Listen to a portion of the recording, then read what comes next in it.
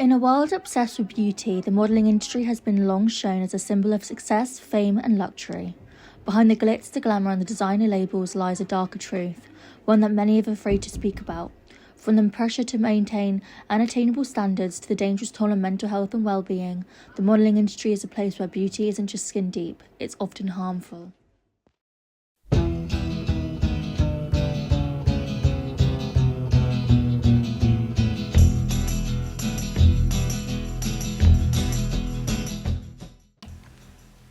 Hi, I'm Eleanor Lee and I'm being interviewed by Madeline Reese.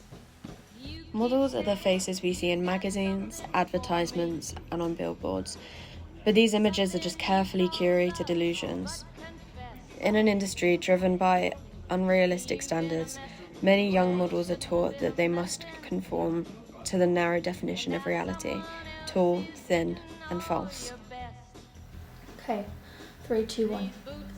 Hi, I'm Ella Stanton and I'm a model. I was scouted at Reading Festival 2023 and yeah, I've only had one job, but I've done different test shoots, so yeah. Everyone would say you're beautiful, you're perfect, but the truth is that perfection wasn't mine, it was what someone else wanted me to be. I'm a mannequin for their vision. Modelling started out properly in the 80s, where supermodels came into light, such as Gia Karanji, who tragically died of AIDS after a long battle with heroin addiction to keep herself skinny.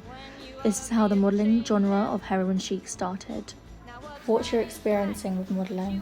I haven't obviously had that much experience because I've only been doing it for like a year and a bit, but I've had a great experience so far. I've had one job and I've done lots of different test shoots with lots of different talented photographers and stylists and makeup artists and hairstylists. I didn't realise how many people were involved in different shoots and stuff. But I've had a really good experience so far, and it's just been really fun going up to London at all these different locations doing these shoots, and also at castings as well. It's fun. London Fashion Week, going to different castings with different brands that I'd never thought I'd be having a casting for. So yeah. Do you think the fashion industry or the modelling industry can influence people to have body image issues or eating disorders? I definitely think that they can. It depends what type of content they're putting out there, but I think they portray unrealistic body standards, especially to young children who have very easy access to platforms on the internet like TikTok, Instagram, Twitter, and I think children between the ages of 13 to 16, especially girls, they don't understand that these photos have been edited and not everything you see on the internet is actually what has been taken. The pressure to maintain the ideal body can lead to dangerous consequences. Eating disorders, body dysmorphia, and mental health struggles are rampant. What starts as a desire to fit in can spiral into something far more destructive. Have you ever struggled with body image issues yourself?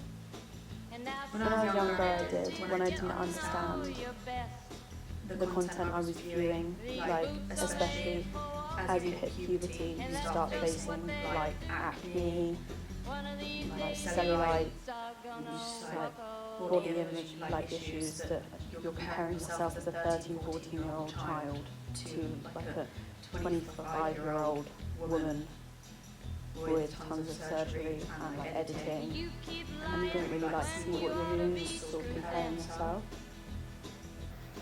Do you know anything about the toxic modelling industry? What, from before? Yeah. Yeah.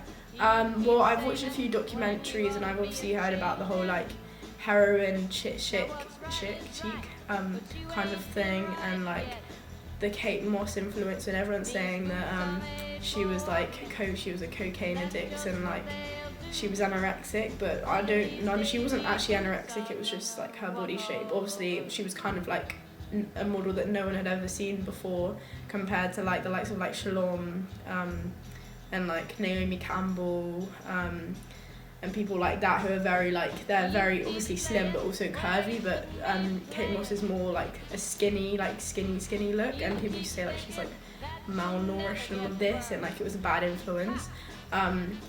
on like young people for like eating disorders, which I guess could be the case, but like obviously it was like a new thing, and I guess that's now carried on. But I know that it used to be a lot more like toxic, as people weren't like paid really, I think, if they did model jobs, and like obviously younger models were probably like used a lot more for like their bodies, and like they didn't really have much control over what they were doing, what they were like, what campaigns they were doing. They would just get like pushed into it. So yeah, does that answer the question? Do you know any horror stories about the modelling industry, or anything about how toxic it is? I know that there's a lot of like drug scandals in modern industries, like this is on Kate Moss, but also like in old Hollywood. This doesn't relate much to modelling, but you had to look a certain way to be able to get a role, and that's sort of filtrates to like what we're talking about now. Like a lot of girls had to get naked to be able to get a role, and if their body didn't look right, then they wouldn't get the role. However, since then, the industry has changed for the better, becoming more diverse and inclusive, and less focused around unhealthy standards such as the heroin chic scene, which influence drug use and eating disorders. Models these days are treated better, and agencies have better standards to uphold. Our culture has managed to change in a positive way, inspiring young women to really find themselves through the fashion.